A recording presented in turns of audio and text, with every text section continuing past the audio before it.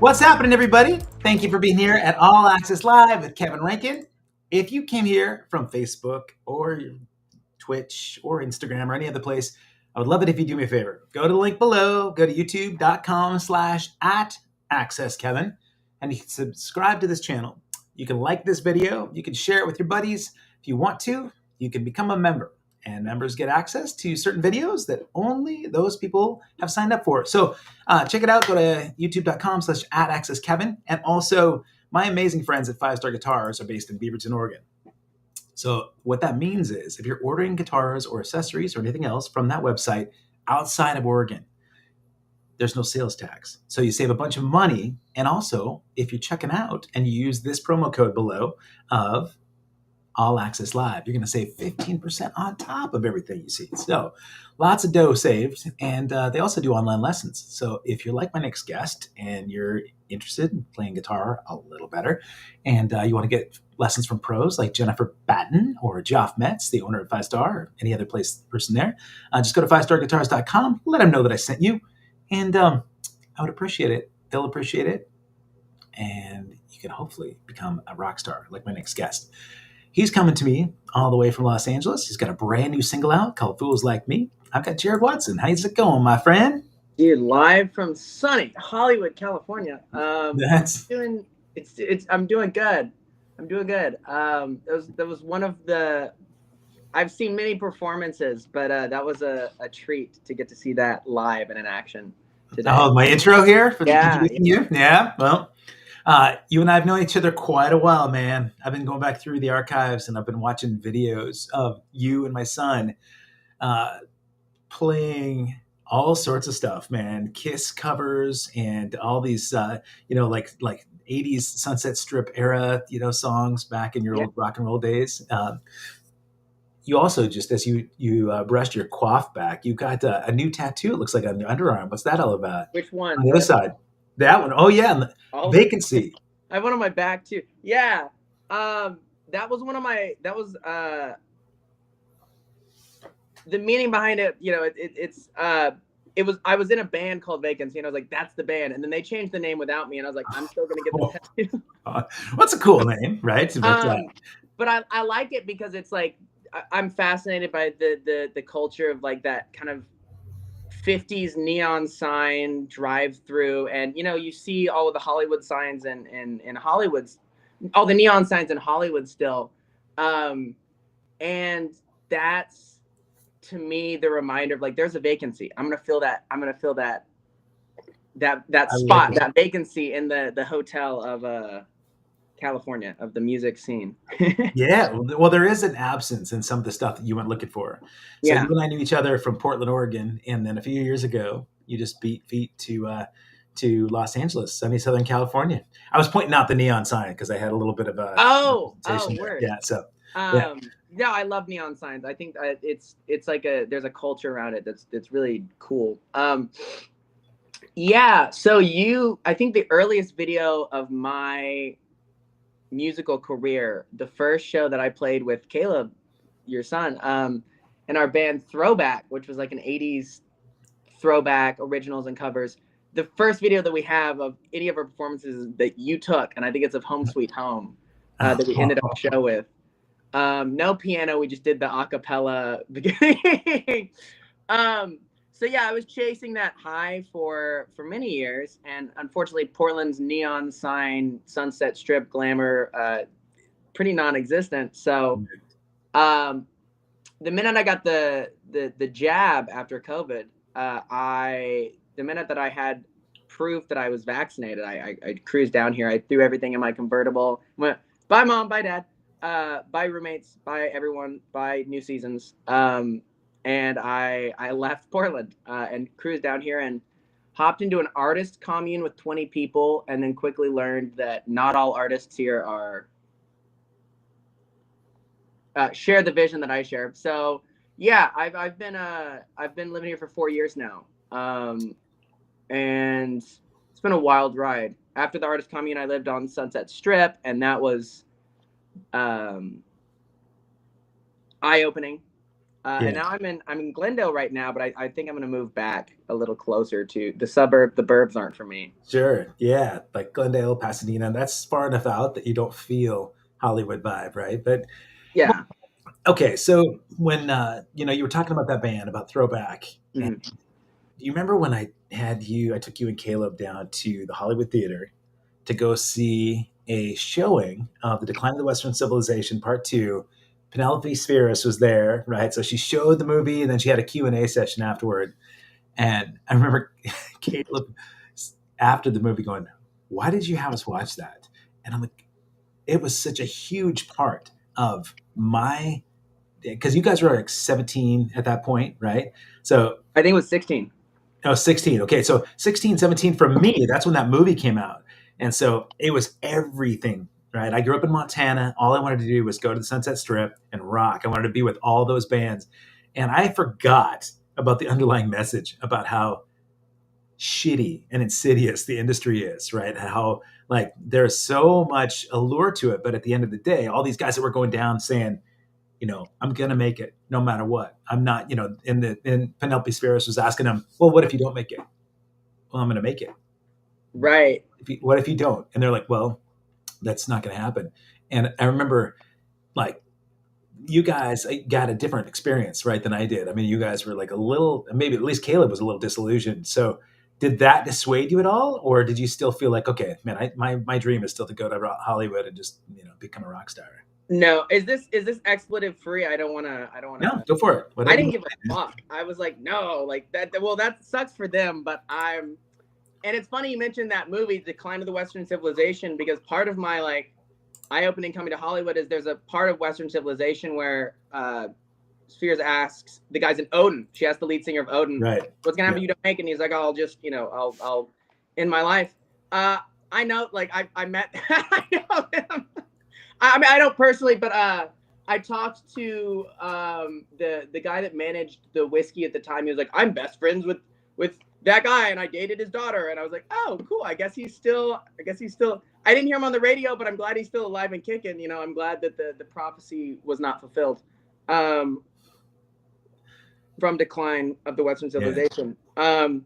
But actually, that's happened. I've met a couple of different people from the different bands. I was going to ask you. Really funny. Yeah. But your question about being disillusioned, I think, to me, and I'll tie it back into the single, but there's always been a compass inside me. There's always been like a heart center, as they'd say in a lot of the different meditative groups that I've bounced around. My heart center has always pointed me in like a certain direction, and the first direction it pointed me in was hearing "I Remember You" by Skid Row when I was like 11 or 12.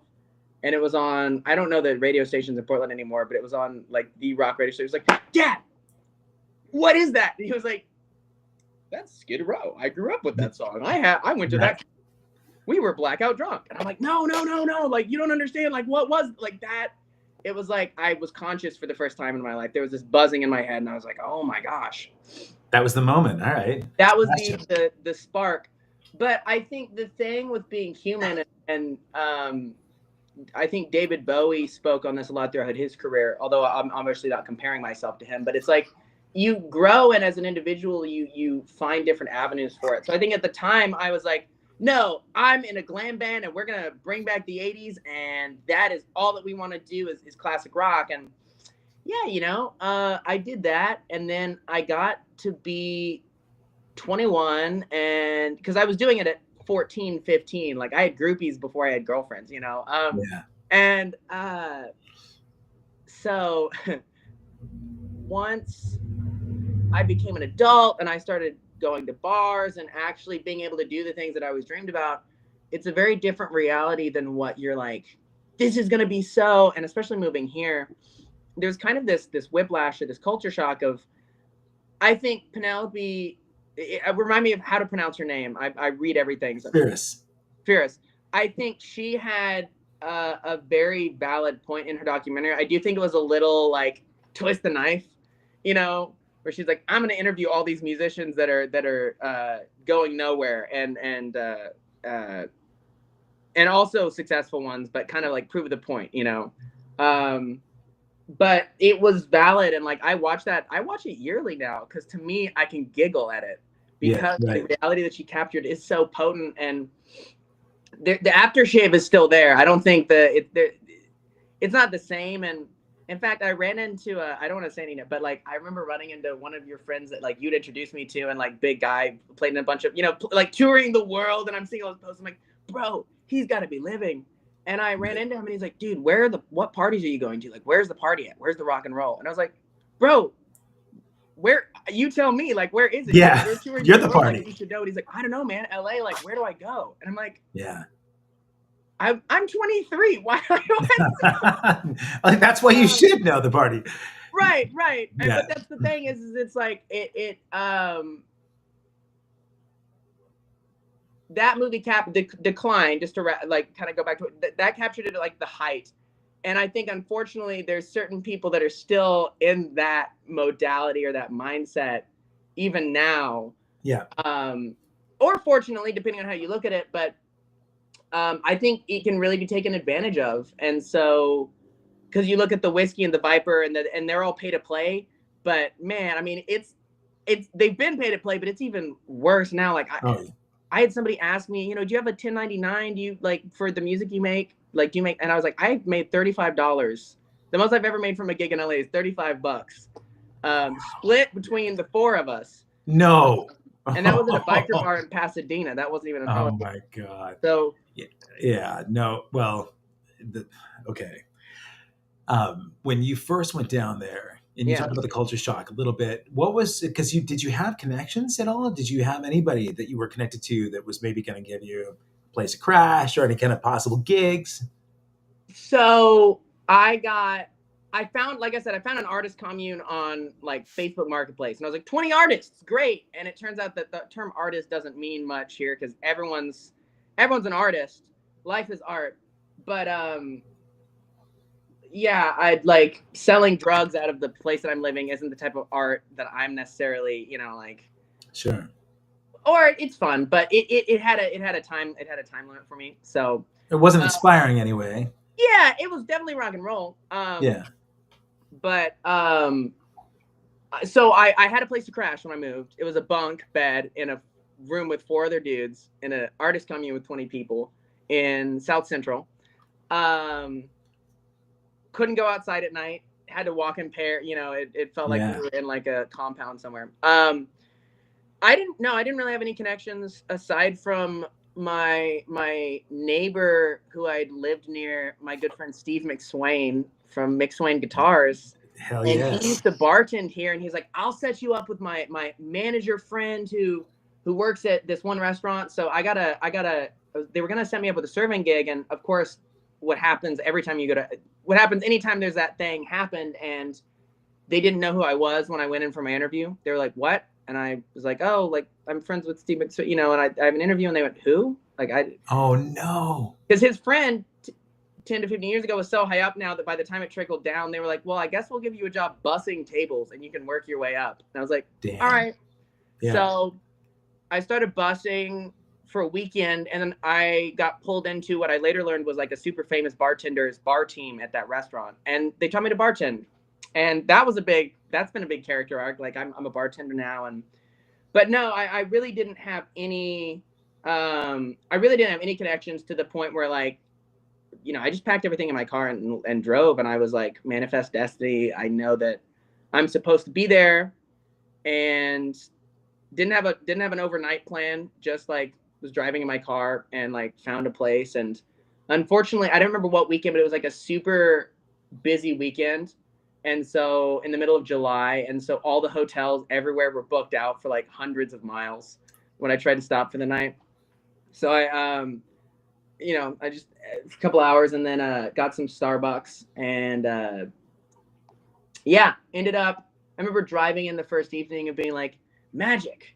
You know, you see that you drive in on, I think, the I-5, and no, I didn't know anyone, and everyone that I met for the first couple months I got rolled pretty bad, you know, took advantage of, and that's how you learn and grow here. That is the character, the hero's journey. Man, when you It's funny. Okay, so the dog catcher here says pharmaceutical artists, con artists. LA is full of artists. Yes, for sure. He knows. Um, the the aspirations, the stuff that you wanted to sort of chase. I know there was one point where you and Caleb, I think, and Mitchell, and even Nick, all wanted to go down maybe as a group, right? There was an opportunity where you were hoping, right, to take the band down to LA, and you guys were going to, be like a solid unit. Yeah. Uh, it's similar kind of to the journey I had to get out to Portland. And I thought of you a lot, about how brave it is. When I grew up, went to high school, all of my friends went to Los Angeles. You know the story. Actually, I told you the moment we graduated, my best friends left for Hollywood, and some of them went to Musicians Institute. That was like the transition channel, right, to get into rock stardom. And I stayed behind and went to college. And I felt like this massive sellout because my dream was to chase rock and roll stardom, right? And when I look back now, I mean, over time, choices that they made affected their outcome. But at the same time, as it's the roll of the dice on opportunities. It's great. It's certainly who that can get you an opportunity, but you can make a lot of choices to ruin your opportunities. But to be able to get those things, they talk about fortune favors the prepared, right? Mm-hmm. So you show up and you've got your chops together and you've got your business acumen and you've got your social skills. And then it's a lot of persistence and then a lot of luck, right? So, yeah. I mean, when you talked about when you were going to move down with the band, the only thing you have control over, right, is your efforts, your momentum. And you can't do anything about the other guy. So when other people in the band decided they don't want to do that same direction, and it's a marriage, it's a relationship. So you've got 4 people wanting to do separate things. And so I guess that brings me to the point of um, those lonely nights. You get to Hollywood and things don't work out exactly the way you expected, right? So what have you done in the last 4 years to sort of take a look at those opportunities or those experiences that didn't go the way you wanted to and carve your way to this point right now where you've got a brand new single that came out today, and we'll have you play it in a little bit, but tell me a little bit about overcoming the adversity and what you did to get there. Thanks for bringing it back, because we could have a 3-part interview just about the first year of my time in LA. I'll bet. It's such a funny question. But since then, I'm sorry, I'm listening, but I'm also staring off because I'm remembering the mindset that I was in when I was moving, and I think at that point, I can't even count how many bands I've been in, and I think my move to Los Angeles was less of one of like, I'm going to make it in a band, and more like, I'm going to fucking make it. I don't, like, whoever wants to come along can do it willingly, but I'm tired of forcing people. Because in Portland, everyone that I meet be like, yeah, man, let's, totally. And then it's like 3 months go by and I'm like, okay, like, where have you been? So I moved here hoping that it would change. And what I discovered was kind of the opposite, where it's like, here people are so focused on music. There's blinders, and I'm the same way, where I am like, ultimately music is the reason I'm here. It's the reason I exist. I think it's the reason I was put here, wherever that is. And most of my tattoos in one way or another kind of tie back to that. But I think being around people that were so single-minded that it was hurting themselves and hurting other people did really make me take a look at the industry, like you were saying, because it's to the point of like their music is even up for grabs, because what I met a lot of when I moved here is people that were modeling that because they were successful models or successful actors or something, they'd get a record deal. And that's what I run into a lot is personalities out here that are getting record deals and music. And like the first thing that I'm asked by people that are interested in me is like my social media following and my, like, what would you want to be an actor? Would you want to? So they're looking for like, what niche can they put me in to get me noticed so that then they can plug in the music later. And I think that really sucked. It really made me upset,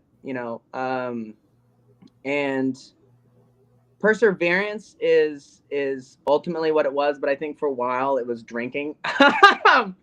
and Yeah. and I was very like I was very nihilistic for a long time. And you can even like my energy shifts thinking about it. But ultimately, what moving here taught me was that in my head I moved here for this big 80s rock like dream, and like what you're saying with decline, but ultimately just in general, I think it comes down to the emphasis that you put on yourself when you're creating your art. And I think that's the fundamental difference. Is I've stopped calling myself a musician and I've started being like I create things. I'm creating music is my avenue, but it's more about the older that I've gotten, the more that I've started relating to authors than musicians. Because all my favorite musicians were famous.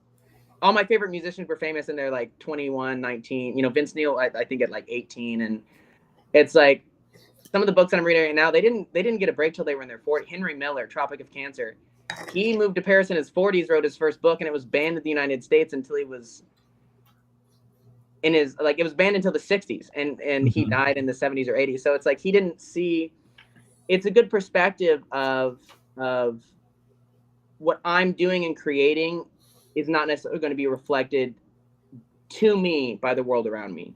And that's been the biggest, to kind of circumnavigate your question, get back to it. That's been the biggest change in me as a person, because I moved here seeking fame, and I was like, I'm going to strike it rich. I'm going to strike gold. And then I started to not like the bands that I was in, and it started to get this real kind of bad taste, like vitriol taste in my mouth of playing all these shows. And you know, I don't want to speak badly of any former bandmates, but like you see people making, like I said, decisions that it's like they're so single-minded in this vision that it's kind of blocking itself out. It's like they're eclipsing their dream, because Sure. The people around them are unhappy, they're unhappy, and then their music is suffering because they're so like, I just need to get this out. It's like, well, yeah, but like it needs to be, you know, you need to be able to like, it needs to be able to be listenable, and are you in the good space to record? Because for me, sometimes it like this new single, man, I probably ran over that vocal part for like a month or two.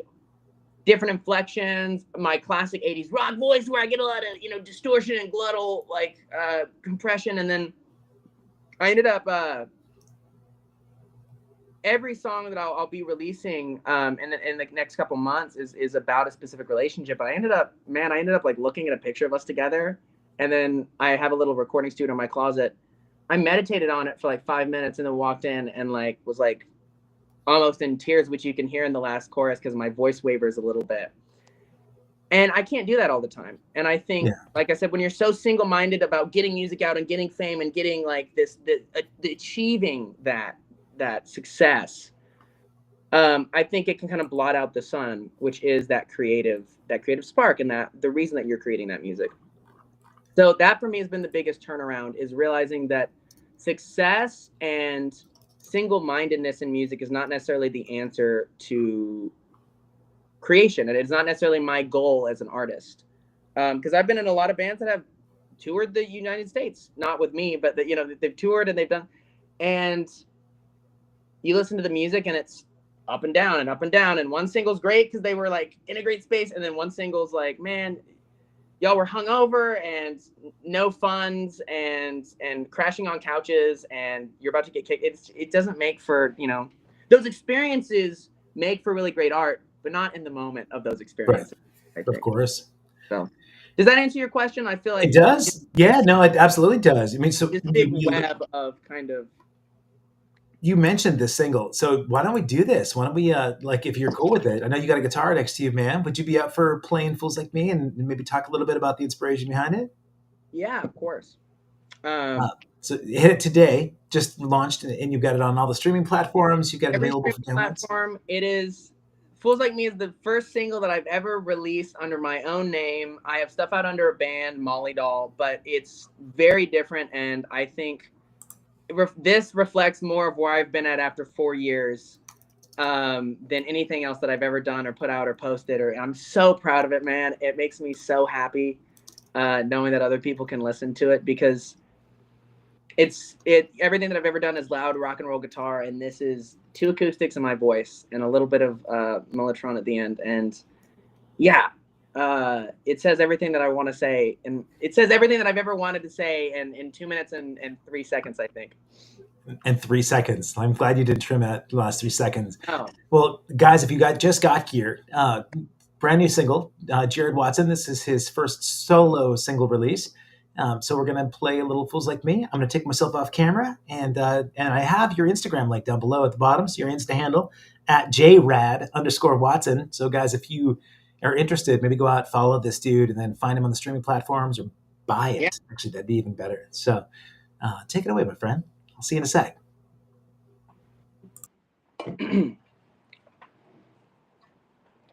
Alrighty.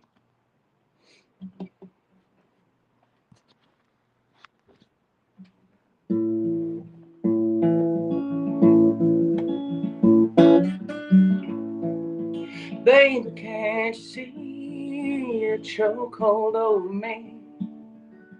Only gotten stronger with time. Presence in my life, saccharine filled strife. Only gotten stronger with you gone.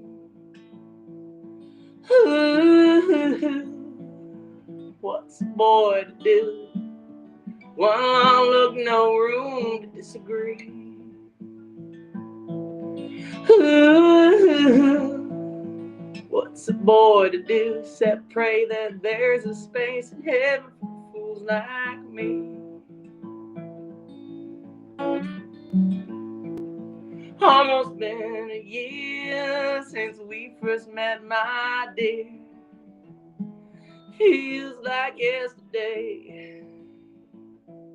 Stare at the wall and I stare at my phone. Look at myself and feel so alone. I'm ashamed to say, what's a boy to do? One long look, no room to disagree.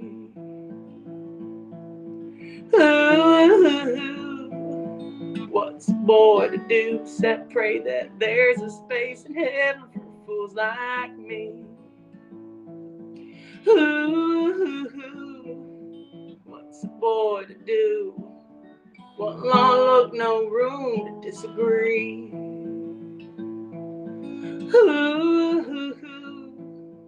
What's a boy to do except pray that there's a space in heaven for fools like me?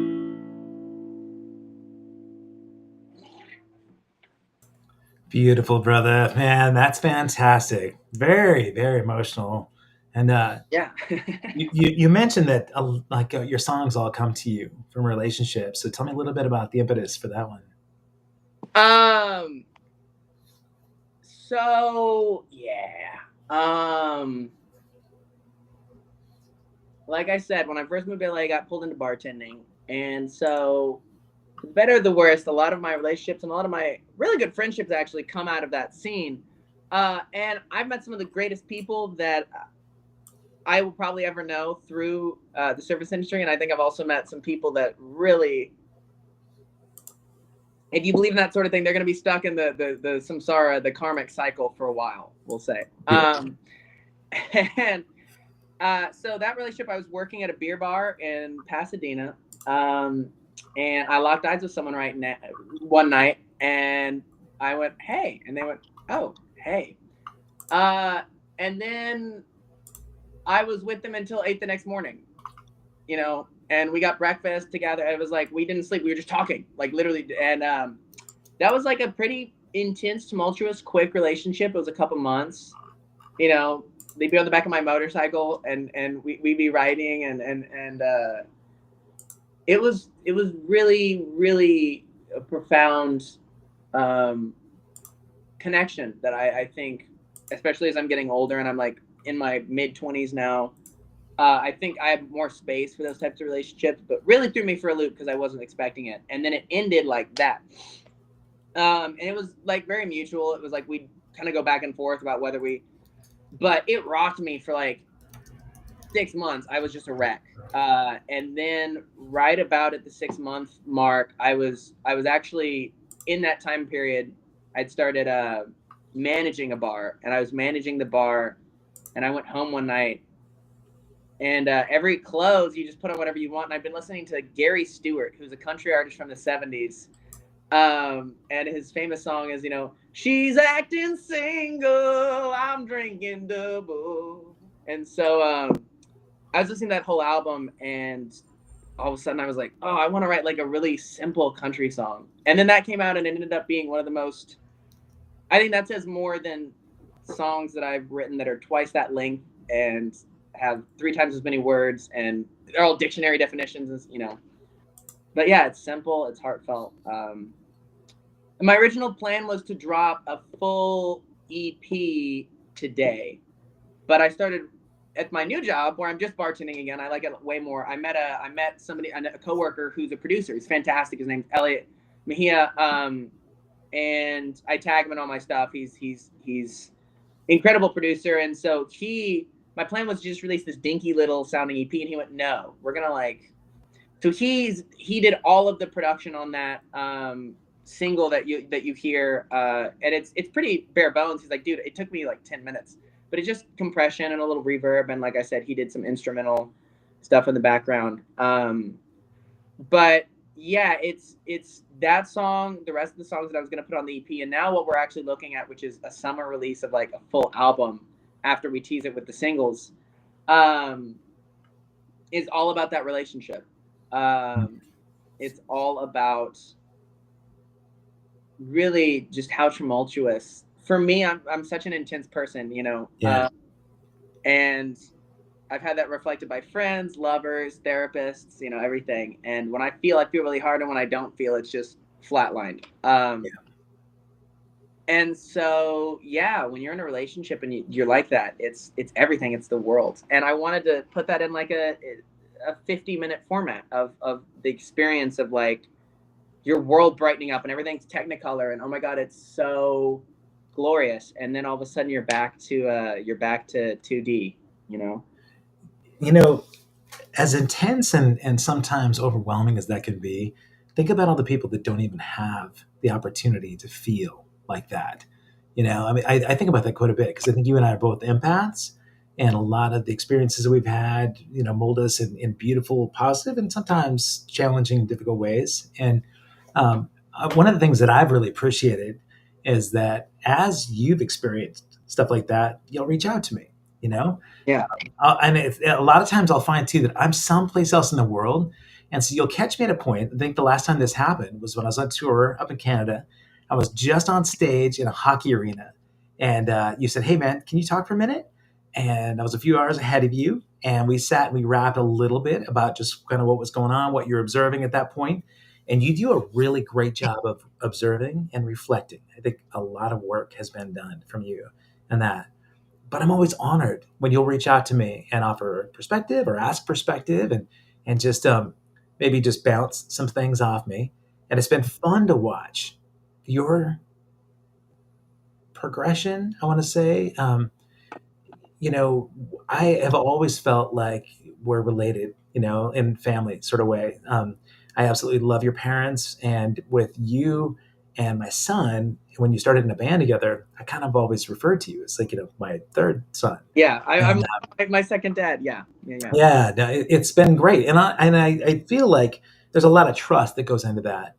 And I think one thing that I was really proud of you when you put something that's so vulnerable out, that is a risk, right? I mean, you're opening your chest, pulling your heart out, and exposing it for people to consume, to observe, to critique. All of that is it's a really vulnerable space. And I was curious, man. I mean, you've always been kind of like that, but a lot of people might close themselves off, once they've experienced the amount of challenges that you have. So I'm proud of you for not doing that. Thank you, Kat. I appreciate it. I like our talk today because it kind of reflects the transformation that's been done, and that 4 years ago I was like, whoa, and especially when I was younger, I'm like, yeah, rock and roll, haha, sunset. And I think learning more about myself really creates an environment where you're able to do more reflection. And like you said, it's like I'm experiencing the emotions, but I'm also you're as an observer. You know, I know that I'm going to be okay, but I'm not right now, but I will be. You know, and that's what I told people after my breakup is I'm like, I feel like I'm gonna like I feel like my heart's gonna give out, but I know that Yeah. I'll be okay. And I think when I was younger, rock music for me was a way to express the joy in life. And now I'm trying to temper it and kind of balance it with I want the joy and the sad. And life is really, Yeah. I know, especially for a lot of people right now, life is really hard and really sad. And I don't think that I can change that. And in fact, there's an ideology in Buddhism that's like you shouldn't change people's struggles because that is what makes them who they are. You know, if Yeah. it's like life or death, definitely, or if they, you know, if it's like money or like, but like people's struggles are what make them who they are. Yeah. There's And no joy without pain.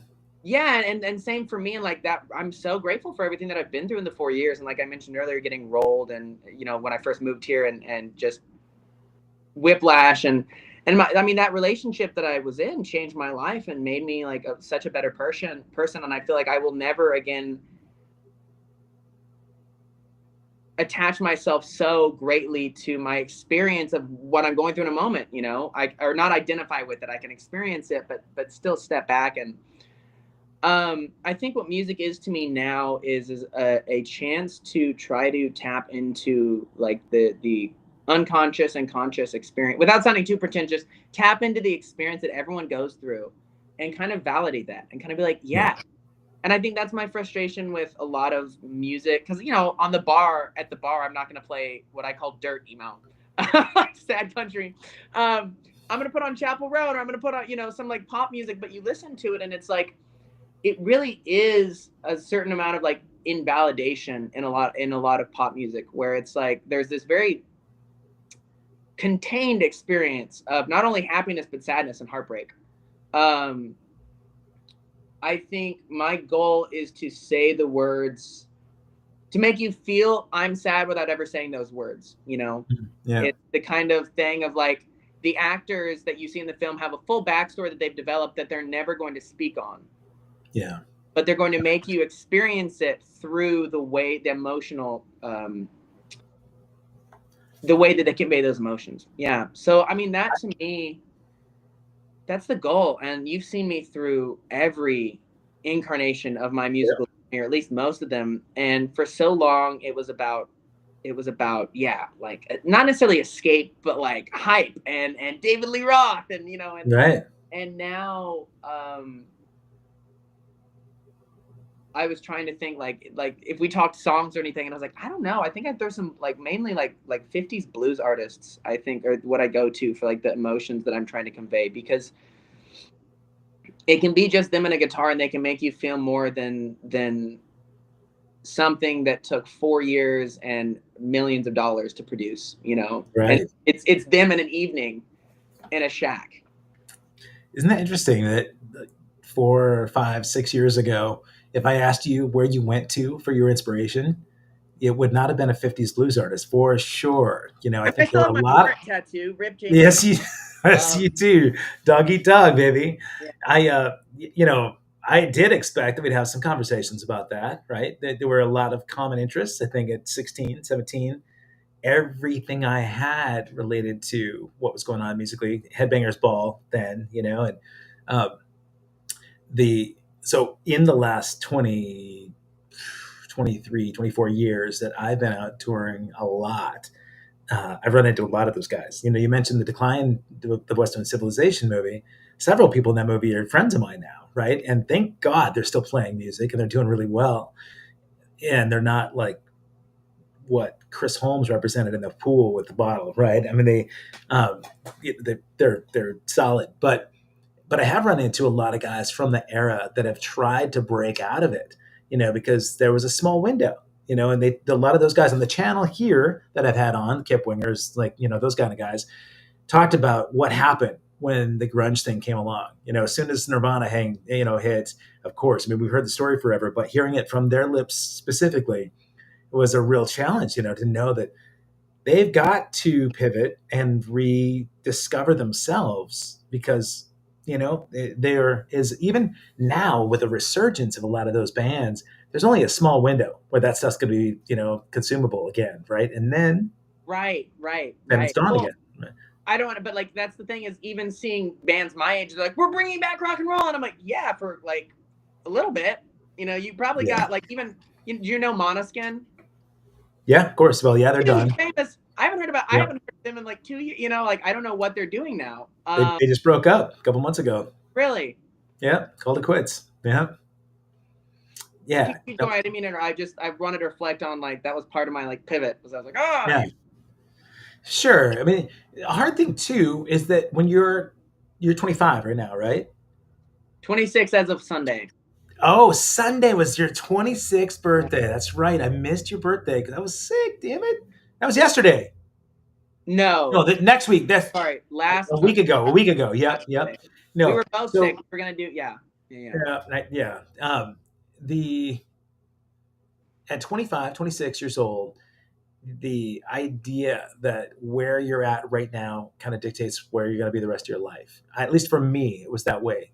I know at 25, 26, uh, I was thinking, this is my window. This is the only, this, if I'm going to be a rock and roll guy forever, then I have to make it right now. And making it, quote unquote, making it was everything.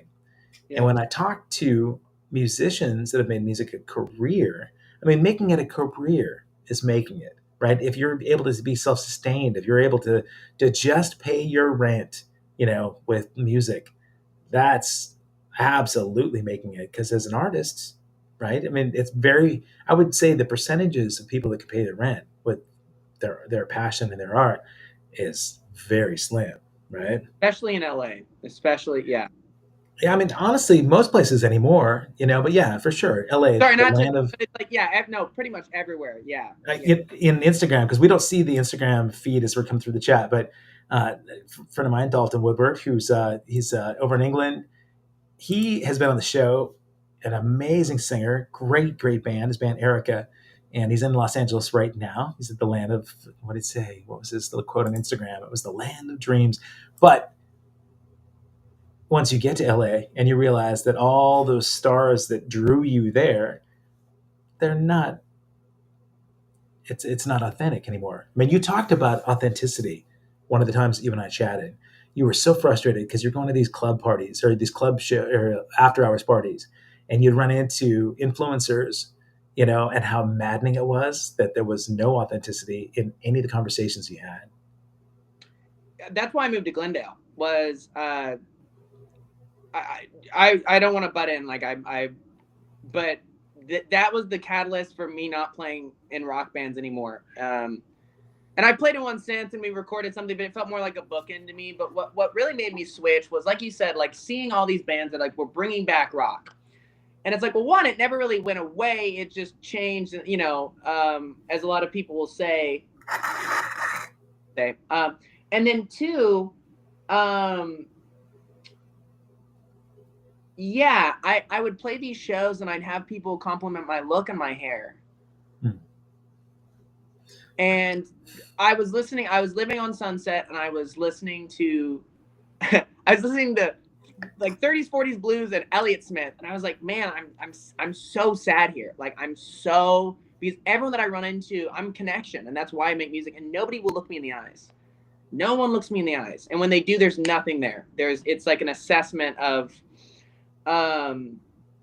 it's crazy. And so I had a show set with my band at the time, Vacancy. And it ended up being hundreds of people sitting there. Like the second biggest show I've played after opening for y'all at like 17 when it was the I don't remember Revolution Hall. Yeah, Revolution. Biggest show I've ever played. And it was all my songs. I'd written all of them. Except for Cherry Bomb by the Runaways, obviously. We covered that. But all my songs, we got shots on stage. We got treated like royalty.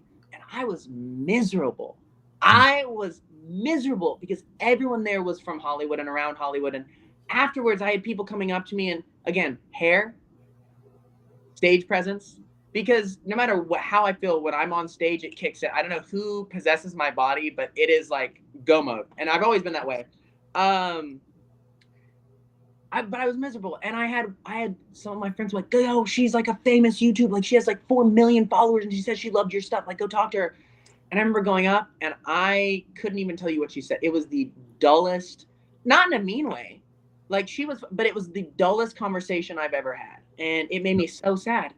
And I was like, I can't do this. I can't schmooze with people, because I mean, going back even a little further, all of my early experiences were I'd meet people. Oh, I helped One Direction. I was their PR agent, and they talked to me, and their first question is like, "Do you want to go on The Voice?" And I'm like, "No, I don't want to go on The Voice." And they're like, "Cool. Well, do you want to sing these songs that we have written by this focus group?" And I'm like, "No, I write my own songs." And they lose all interest. Because it was so sad. There wasn't that authenticity of like, I see you, I see your. They told me, they were like, "You look like you could be an edgy or Harry Styles." At the time, my hair long, Right. And that was the only thing I got, and it was so depressing. And so to me, I realized that what rock music represents, at least right now, for a young artist in Hollywood, is an image and a lifestyle. And the music can kind of come and go, at least in my perspective. And that authenticity that for me drew me to music. And the second show we ever played, where I was in leopard print tights and I did the splits, and afterwards people came up and were like, "That was so great." Like the music, and even if it was mainly covers, it was like, you were there, and it was this like warmth that I felt. That, man, I was freezing out in Hollywood. So I moved to Glendale. Didn't have any plans to play. I moved to Glendale. I found a space with a nice walk-in closet. I converted it into a studio, and for the last 2 years I've been trying to record music, and I finally hit the kind of combination.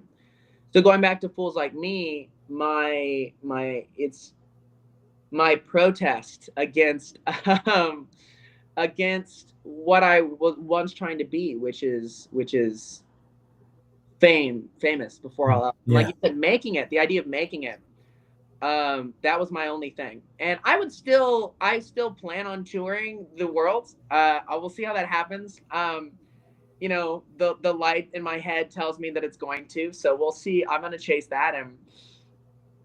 But I have a lot of my favorite authors and writers are people that either found success later in life, or what really changed my perspective on art was Emily Dickinson, who's one of my favorite writers of all time. She was a female writer in the 1800s. And yeah, I didn't realize this because I've grown up. I feel like I knew of her and kind of that era, but she didn't publish a single poem in her lifetime, and she's now spoken of in like Sylvia Plath, Emily Dickinson, like yes, all these. She didn't publish a single poem in her lifetime. She published one under a man's name, and it was criticized for not being refined enough. And so she died with the instructions to burn all of her work. And her stepsister didn't, and instead looked up in her room, and there was a chest with 1,700 poems bound in handmade books. And I read that, and I went, oh. And when I read her poetry, to me, that's music. That's life. It's jazz. It's everything that I've ever wanted to say. And she didn't release a single one in her lifetime. And so to me, I went, okay, no matter how my success looks to me, if I can get the music that feels right out there, I will ultimately be successful. Okay. Like I said, I plan on touring. I plan on doing all that. But right now, my focus on just getting it out there. And so this first single, Fools Like Me, out today, is my first step in that. There'll probably be another single in the next month. There'll be an announcement in the next couple of days. We're going to have a music video for Fools Like Me dropping as well. Cool. And then, the album coming out, ultimately, the goal of that is to create an experience that speaks to the authenticity of heartache and love, and of being a person, and it being messy, and it not being, I wasn't perfect in that relationship, but neither was my partner. And damn, that was what was the worst part, was there was no one to blame, Right. I think that's what I'm trying to convey in this song, is this, like, I was a fool, and I couldn't have done it any differently. I don't know how I would have. I don't know that I could have. Sure. Well, if we're honest with ourselves, I mean, nobody's ever perfect, right? And the maturation kind of comes when you realize or recognize our part in things. For me, every relationship has brought me, I think, a little bit wiser, and certainly, I think, a better communicator. You know, I think, yeah, I mean, like, really, when you and I have talked through some of those uh, transitions for you, I've heard you become, a real solid. I think you acknowledge your faults, in a way that's not self-deprecating. That you recognize, okay, yeah, there's work that needs to be done here, and that's important because a lot of accountability isn't seen from like a lot of grown ass adults these days. I don't Particularly casually in, date in anymore. politics. Yeah, I don't casually date anymore because I know it won't go well because I'm not a casual person. Well, do you feel like that's not even possible to have a relationship at this point? Do you feel like you're incapable, where you're kind of working on yourself? Because I know a lot of people that are in that space where they just feel like, rather than even try, let's work on these things and then maybe change things up later on. That's a great question. I went on a date a couple weeks ago, and it went how I expect. I was like, okay, I don't think the connection wasn't there, but the problem with making declarations or like prescribing oneself to one's lifestyle is that's immediately when life goes, oh well, have you considered this? And then you meet a person or have a song idea or get a motorcycle and it changes everything. Right. And so for me, I don't have any ideas about what I'm supposed to be doing except making music and trying to like trying to walk in the light as much as possible. And I have something that I wrote on my wall to remember like as a reminder. And I said that the blues, because my ultimate, I don't call myself a rock artist anymore. I say I'm trying to be a blues artist. Because as long as it feels like the blues, it can sound like anything. Sure. But I said that the blues will claw its way out of my chest one way or another. So whether I'm in relationships or creating art or doing ever, like it will find its way out, and that's a good thing for me. I don't mean that in a negative way. And so I feel like with relationships, it's like if I'm not in a relationship, I'll still have I'll still find a way to bring so much love to my life with my friends and with my work and with my job and with my art. And then I'm sure that will come back around at some point and I will find myself in a relationship. So no, I don't think that I'm incapable of being in a relationship right now. And just like I don't think that I was incapable of making music several years ago when I wasn't actively creating music. It was just that it didn't feel right. And so I didn't do it at that time. And similarly, Sure. I haven't met anyone that it feels like right with right now, and with the current climate in LA, I don't know when that will happen, but I'm not concerned about it. I meet people, it's fun, but it's life. And like I said, life, the minute you try to plan life is the minute that it decides to throw you a giant curveball. So Amen. Yeah. How has this, because you mentioned time where you weren't actually creating music, there was a mhm. phase in your life where you just kind of need a reset, um, with the new inspiration, this direction you're going in. Do you feel like it's affected your relationship with your family at all? In what sense? Well, I'm just wondering because at 26, that was about the time that things kind of changed for me too with my relationship with my folks. Like I went from needing an escape at 17. I was out of the house and I really went through the phase of, you're supposed to hate your parents for a little while. And then 25, 26, I recognized, okay, frontal lobe is kind of fusing together a little bit. I recognized the challenge or their compromises. I recognized their faults in a way that was more human than, when you're a kid, you think your parents are supposed to be perfect, right? And Yeah. then as you grow and you recognize similarities, you go, oh shit, they were going through the same stuff that I am going through right now, and it makes more sense. So as your maturation has developed, has it affected and changed? Because I've known you and your family for a long time. I haven't talked to anybody in your family for a few years, but I had your dad on the show, and we talked about his childhood and kind of his development. So I'm curious about your perspective. Do you feel like your relationship with your family has grown? Has it shifted? Where are things at with you guys? And I hope it's okay to ask about that. I just am curious. No, yeah, I feel like the minute that I moved to LA, for me, something shifted in my life a little bit, where all of a sudden I was at least in a place where I was doing what I wanted to be doing. And so from that point on, everything else has been far easier to navigate with friends and family.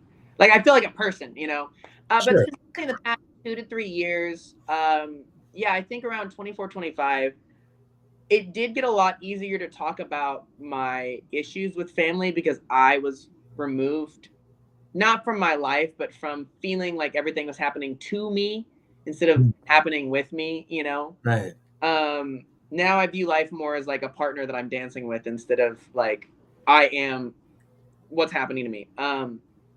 So they've told me that they're proud of me a lot more, you know, and I think our conversations where I do have issues, my parents do reflect, because you know I've been to like, I mean, there were a couple of years where I was in and out of therapy, like seeing different therapists, trying all these different medications, trying, you know, going to treatment. Like I was really unwell, and that was definitely a strain. I knew that they loved me and they knew that I loved them, but I needed something from them, and I needed something from my friends, and I needed something from life, and now it's kind of more like, oh, cute. You know, I got in a car accident about a month ago, and it was a scratch.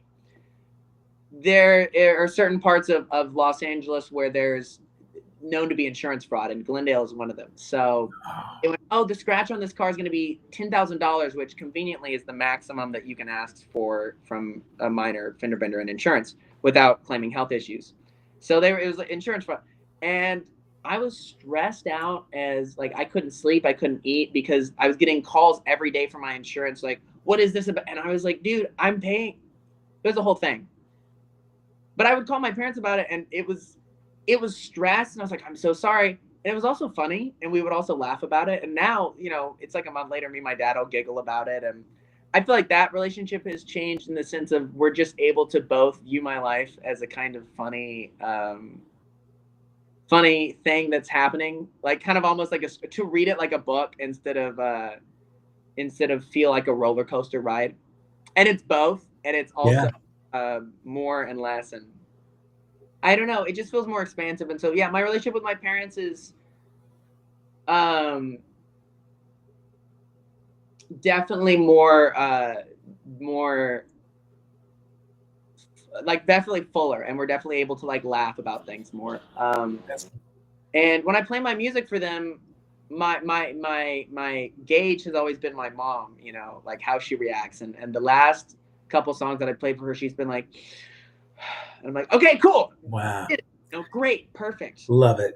Because when I was younger, my gauge was my dad. I was like, if he rocks to it and if he's like hyped, and now I'm like, Yeah. make my mom tear up.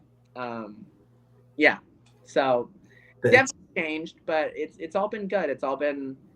It's the transmutation of the soul. It's the journey that we're all on, and it's been really cool.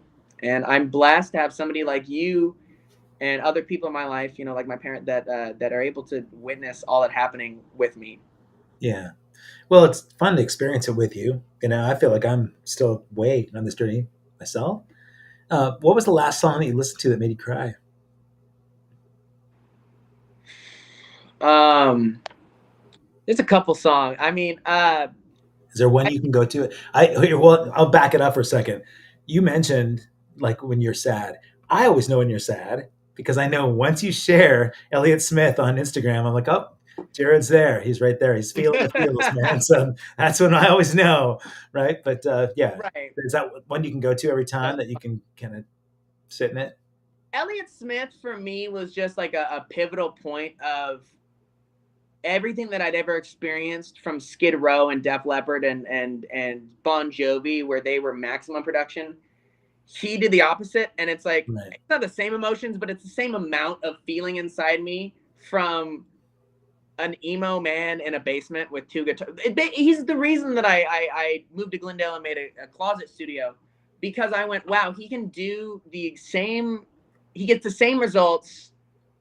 Arguably, in some instances, like people find it greater, and in other instances, people don't care for it. But or you know, it's a walking red flag depending on who you ask. But he was really able to evoke emotions in me through a different medium, kind of similar to I was listening to blues at that time, and I went, oh, wow, he's taking that kind of form of just acoustic and voice and creating this like visceral thing.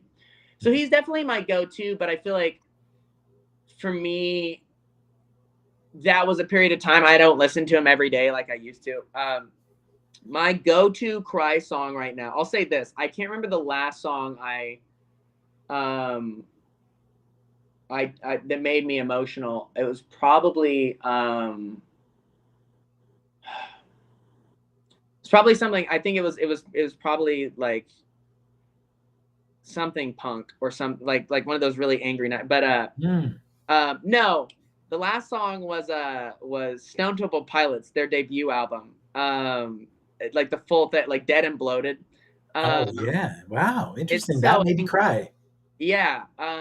But before that, it was a Sweet Little Gal by Ryan Adams. Not Brian Adams, but Yeah, Ryan. right. Yeah, absolutely. Uh, Before Elliott Smith. Well, Elliott was in Heat Miser, Brian Adams came out. That was about that same era, um, mid '90s. Ryan. His debut was in 2000, I think. Was it? I saw him live. I thought it was You saw before him that. live. Well, he was in Whiskey Town. He was in Whiskey Town. His country band was in the 90s for sure. Well, So I maybe, saw him live open for Stevie Nicks at the Moda Center, but he was no really, name. Really, yeah, that's great. That's so cool. yeah.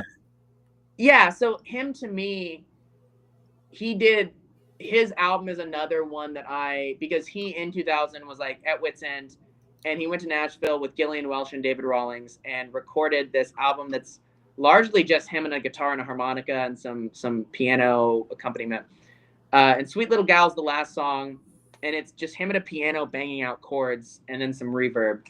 And man, it makes me tear up because it's about his relationship with the journalist Amy Lombard and their breakup, and lay there for days on the floor with my things. And we've all been there, like face down on the floor, just kind of like. Right, yeah. So yeah, that's my go-to emotional song right now. Right on. That's great. You saw Ryan Adams before he was.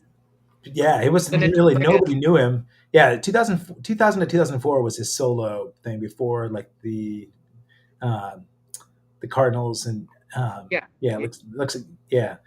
So yeah, I was thinking it was in the 90s, but yeah, solo debut in 2000. So but I remember seeing him thinking, "Oh wow, this guy's definitely." It was cool that he was out with Stevie Nicks, where there was an older audience, but a younger.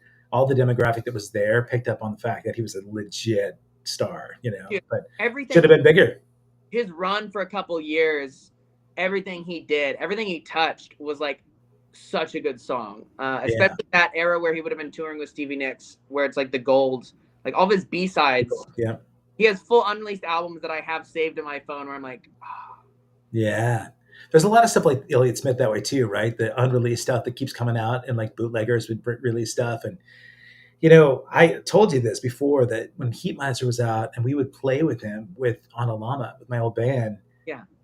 The band was smoking. They were as talented as he was solo, but I didn't recognize his brilliance at that point. I really didn't. Unfortunately, maybe the band kind of didn't allow him to shine the way he did on, when he left on his own. But when at that point too, man, the Dandies got really big in Portland and Everclear was popping, and so that sort of glorified glam thing overshadowed what he was doing, the real stripped down acoustic thing. I mean, he was just a grimy Portland. I have friends who were around the Exploding Hearts kind of band, like that band. But they, like, prior to that, one of them was roommates with Elliott Smith. And the way that it's told, he was just not a fun person to be around. Yeah, but it's tough to be have that much negativity around there and not feel. So I think in the band setting, I'm sure it would be hard if there was that kind of dynamic. I obviously will never know. Yeah, nobody will. It can be hard to translate that. I don't know if because you've mainly been drums, right? There's never been like a singer-songwriter modality or moment in not lead. I mean, not in public, Kevin, because I never know. You surprise me every time we talk, but I think like I quit my last band they were younger than me, and I was just kind of doing it because I was like, oh, it's fun. And I quit them like a month ago, right after we released an EP. Went to a studio, paid for like 2 days, and just banged it out. but what I ran into was like I kind of got turned into like a I wasn't I wasn't a good I didn't like the version of myself that I was around them because I Mm, had these emotions inside and then trying to translate it through these other people that weren't experiencing them can be like maddening. Uh, sure. Especially when it's like a group thing where it wasn't like, here's my song, don't fuck it up. It's more like, oh, do whatever you want with it. And then it's like, well, but not like that. Maybe like in a different, so I don't know what Heat Miser was like, but there I do like Plainclothes Man and Half Right. There's two songs off of I think it was their last album where it's like a lot of it's him, especially Half Right. It's just him, his acoustic, and then the drums and stuff, and that like those songs still kind of pop. But Yeah. great, that would be crazy to see them live and then see that. Right. Yeah. Well, it was a surprise to a lot of people when he took off. I mean, Gus Van Sant really brought him, Well, to Miss, yeah, I was gonna say he yeah. really looked again, like you were saying earlier, like that luck, that kind of specific Yeah. um moment in time really helped them take off. Just like a lot of people now, I'll have friends and they're like, "Oh, well, I just had a TikTok blow up, so now I got a record deal," and I'm like, "That's yeah, sounds about right." Isn't that crazy, man? Uh, Sounds about right. I It, got back on TikTok. I was like, "All right, well, I guess I'll film some really stupid, funny little 10-second clips of yeah. what I mean, make some clickbait and try and get, cash in. pretty much. What's up, You guys? talk, Yeah." you Um, talked about Emily Dickinson. It's interesting to see that at some point, somebody like Elliott Smith may posthumously become like Emily, right? Where people discover all that stuff that was unreleased or published, and make him much bigger than he was even in our lifetime. oh, I'm sure Because he's sorry. Jeff Buckley, right, is such a musician's musician, and gifted beyond all. And musicians know so many people have borrowed, and they'll say like his version of Cohen's Hallelujah, is like the masterpiece. And to take a cover and make it bigger than the original is pretty phenomenal. Him and But Quiet Riot.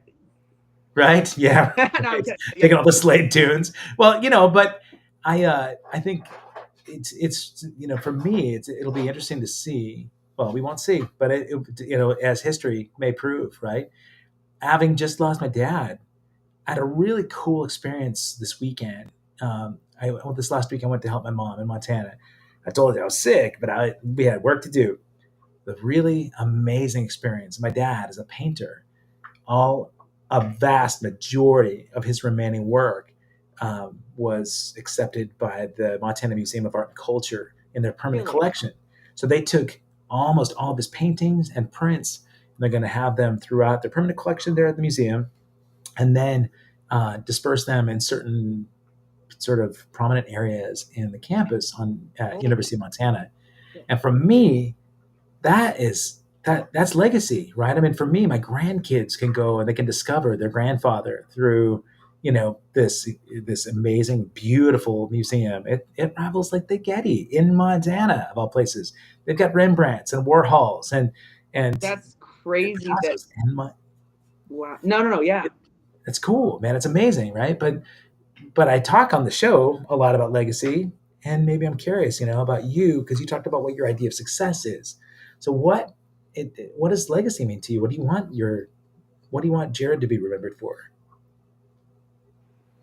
Um, I think that's why I stopped calling myself a rock musician. Is I would rather my music be remembered over me. Because to me, the first song that I heard, I didn't know what Sebastian Bach looked like. I knew what the song sounded like, and I Mm, knew what it made me feel. And for me, music has always been about feeling. And when I was young, I'd get in arguments with my dad because he'd be like, "How was your day?" And I was like, "Well, I felt like this." But then lunchtime happened, and I felt like he's like, "I don't care about how you felt. What did you do?" Like, what? Or he's mm. not. He's not. I don't care about how you felt, but he's like, "I okay. Yeah, I get how you yeah, felt, but like, what did you actually?" I wouldn't say anything that I did. I would just say how I felt throughout my day. yeah, Like, okay, but what actually happened? And I'd be like, "Oh, well, I ate lunch, and then yeah. um, That's a really, man. That's impressive. It's awesome to knowing that you're an emotional guy, but that's how you led your day, right? When your dad would ask what your day was like, you just expressed your feelings, where a lot of people don't even feel comfortable to express their feelings. well, and that's kind of been the theme throughout my life, and so Yeah.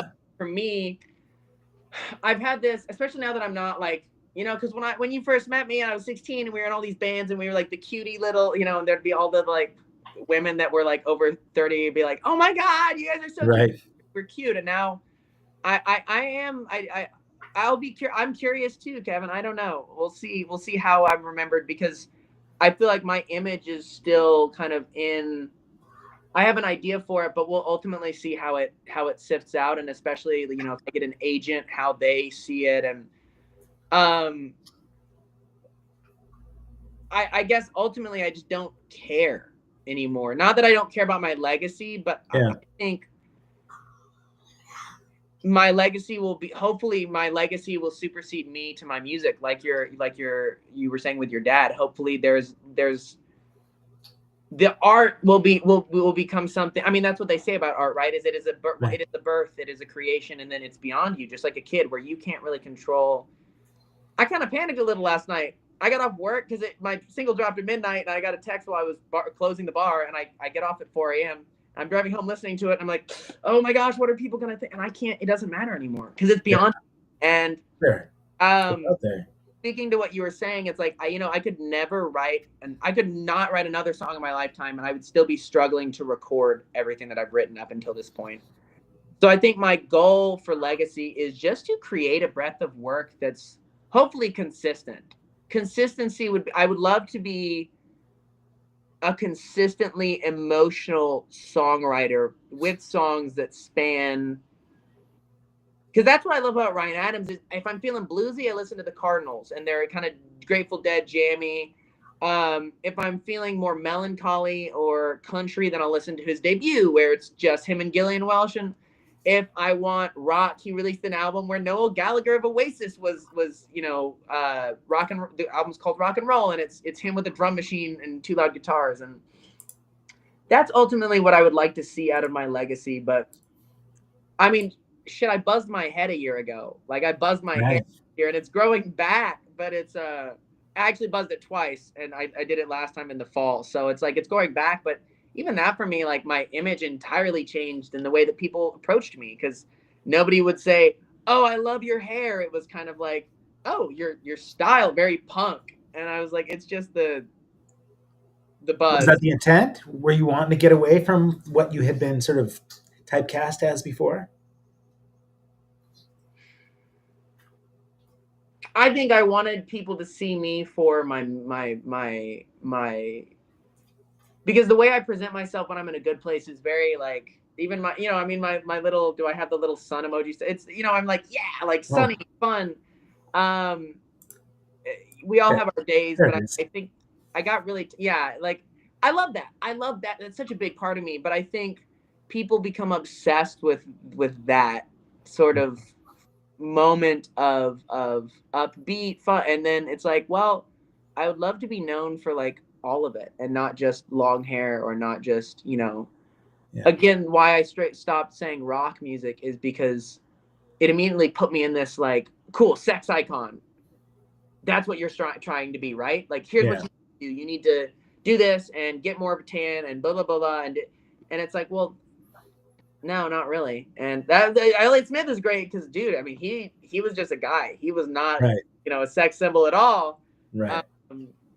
At least not to most people. But like he wears hard on his sleeve, and that's like that to me is more attractive than, and that's what I'm attracted to in other people. So going back to the relationship thing, it's like I feel like when I was presenting myself in like I'm fucking, what I got back was people that saw me for that. And so, yeah, the buzzed head was kind of like this is gross.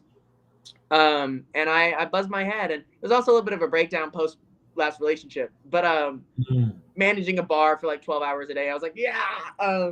But it was ultimately an attempt to connect with something that's more than just my looks, Yeah. You're not the first to do that. I mean, really, with the hair, right? I mean, like Sinead O'Connor was a big part, like her historical. Obviously, I went through all this sort of big success story, but yeah, like it's like Bon Jovi. They broadcast they had a news broadcast about him. Right.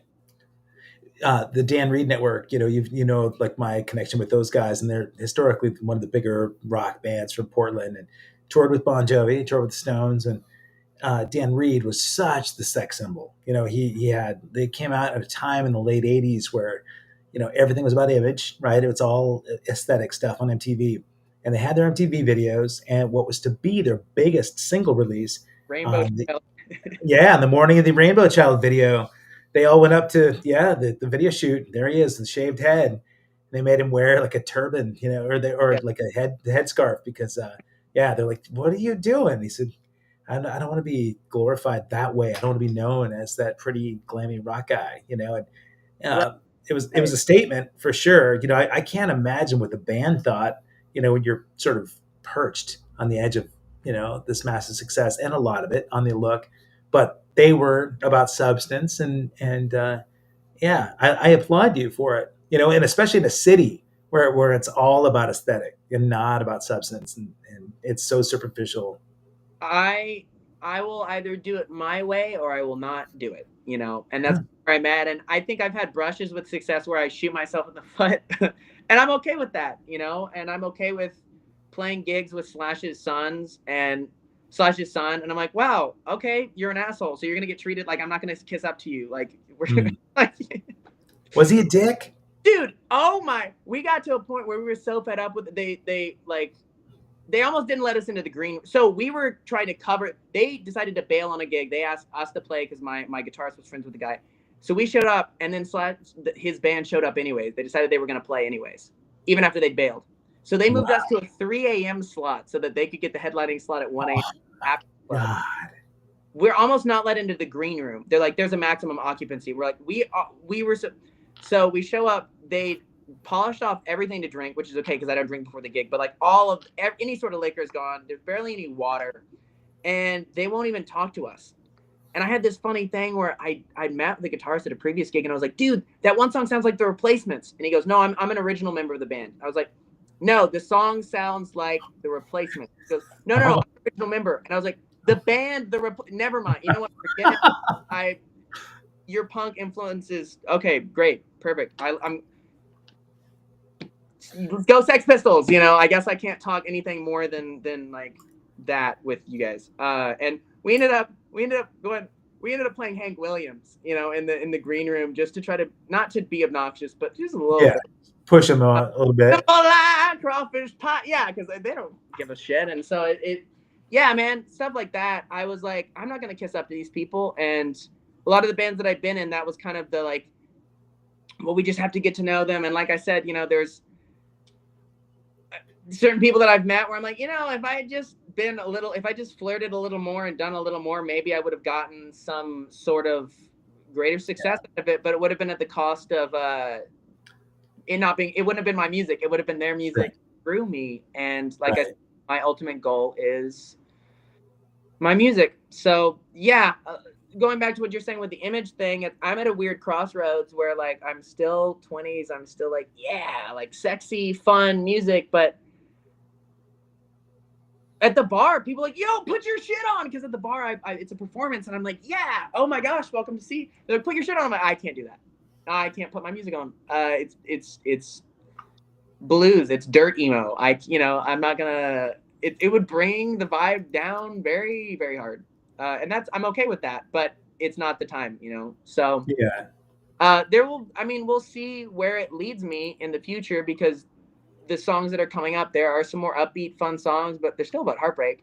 It's it's what the Greeks did, where the Greek comedies were meant to kind of go in tandem with the tragedies. And the thought is this idea of catharsis, where we get our modern term catharsis, comes from their catharsis or cathars, which is meant to be, the tragedy brings you down into the state where you're then elated by it's meant to be like a rebirth, or like a washing oneself clean, with sad followed by kind of upbeat. And that was the whole idea of the performance and the plays, the Greek plays. And so I'm trying to focus on that more and focus less on like how I look on TikTok and how many streams I will get through.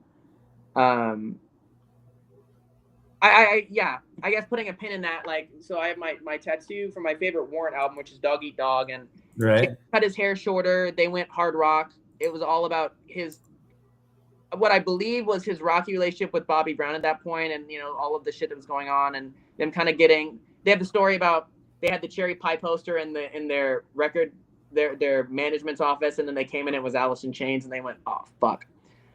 And they released this album anyways, and it's my favorite album. I have it on vinyl. I spent an ungodly amount of money on it, that I don't want to talk about, but it's my favorite album by them. And Yeah. my favorite thing by Janie Lane is got it right here with me. My favorite thing by Janie Lane is an unreleased album called Jabberwocky that he was doing in the 90s. And it's very singer-songwriter, a little too singer-songwriter. Some of it sounds kind of more Alanis Morissette than compliments his voice, but I still blast it all the time. And he has a song called Comfortable with Sad. And it's like, you wouldn't hear that on a Warren album. And you can't even hear it unless you go to like a YouTube link that's, but that part of his legacy is the part that I like most. And so I'm like, if I can just reach some people like that, even if it's, I don't know, nominal or like very small numbers, it's like, I'll be happy. I am going to tour the world. We'll figure out how that works. But, you were talking about the songs that are sort of, the feel it songs, or the songwriters, of course, Elliott Smith, and you talked about Ryan Adams. Dogcatcher here in the chat is saying he wanted to suggest maybe Chris Isaak or Roy Orbison. In that new single, I hear Roy Orbison quite a bit, actually. I hear that kind of inspiration, which is obviously like so emotionally driven. But are you a fan? Are you hip to much of his stuff? What's funny is that era, oh my gosh, yes. Not Roy Orbison. I love his stuff, and his songwriting structure specifically. Like, I've studied his songwriting because he'll do weird like A B A, like Pretty Woman. Right. Stan's Van Halen cover, just the original, is such an interesting song because it's like it's brilliant. I don't resonate with him as much as I resonate with people in a similar vein at a similar time.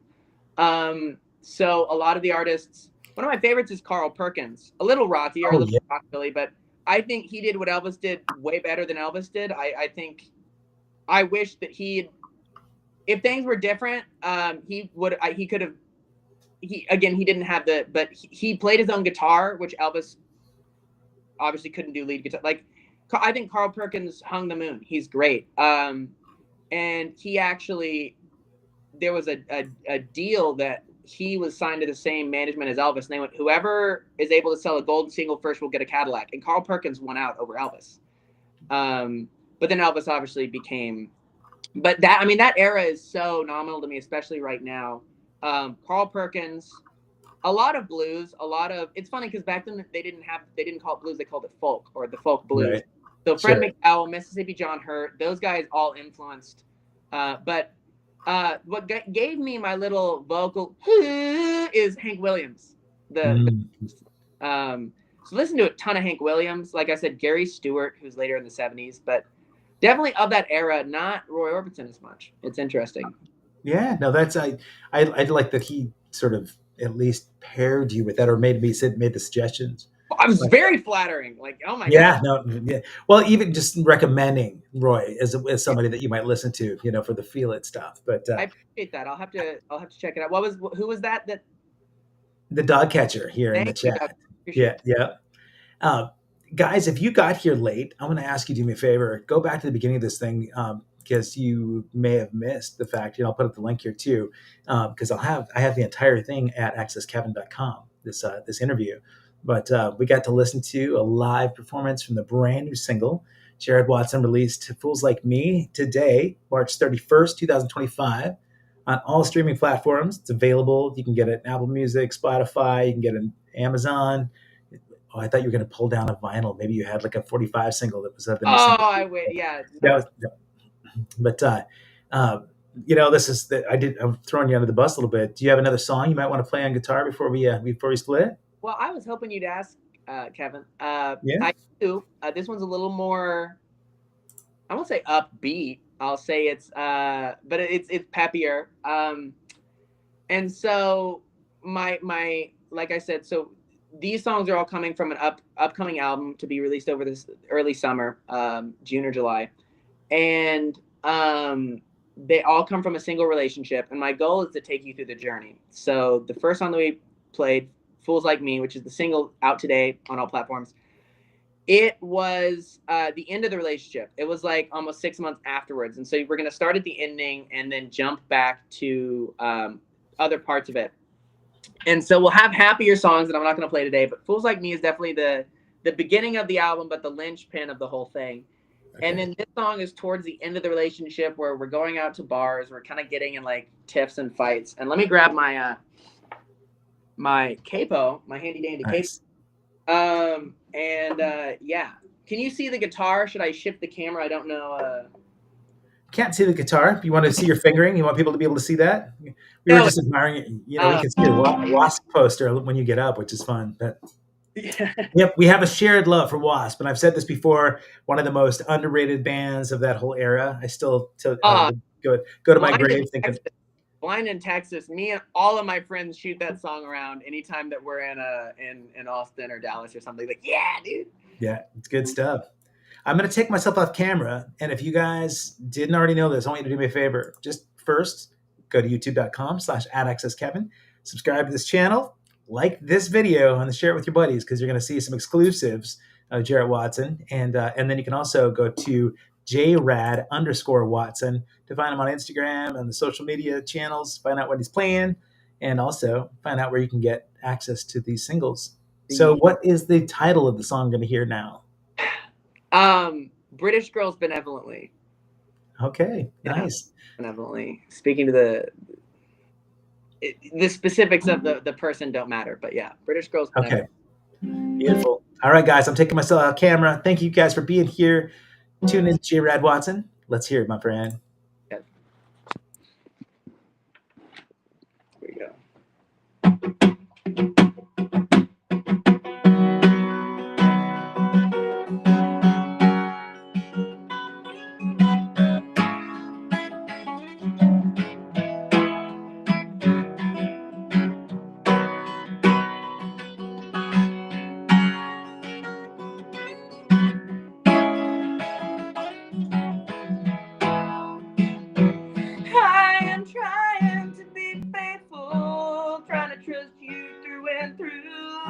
But I'm starting to feel foolish about the way I feel for you.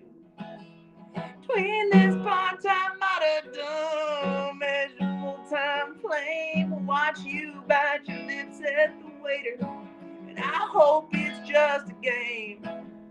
You and I in grass we lie and talk about our dreams. Are they here tomorrow? Are they farther than they seem? You and I in grass we lie and talk about our lives. Are we here tomorrow? Are you just passing by?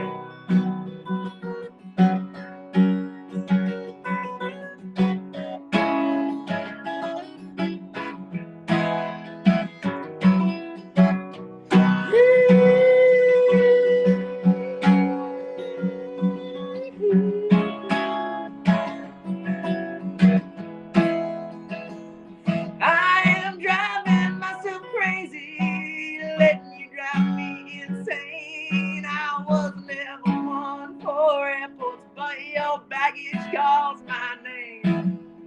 First kiss made me a better man. That first week changed my life. I think 3 months might kill me. Can I die with you, my wife? You and I in grass we lie and talk about our dreams. Are they here tomorrow? Are they farther than they seem? You and I in grass we lie and talk about our lives. Are you here tomorrow? Are we just wasting time?